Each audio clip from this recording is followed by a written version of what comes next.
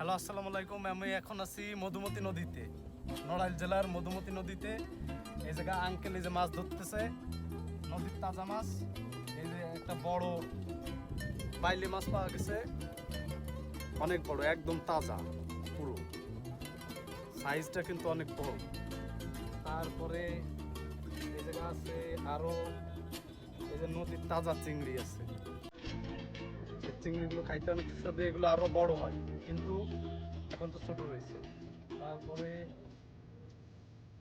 এই যে আর একটা বাইলি মাছ আছে, এটাও তাজা একদম। এই যে তাজা বাইলি, একদম ধরলেই স্লিপ করে চলে যাচ্ছে, অনেক বড়।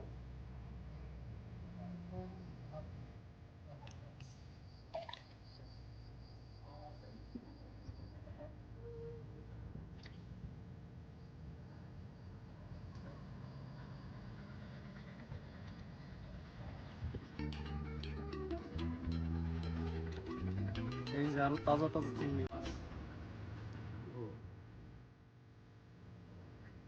এগুলো আরো বড় হয় সাইজ, কিন্তু আপাতত এখন মানে ছোট আছে, একদম অনেক বড়।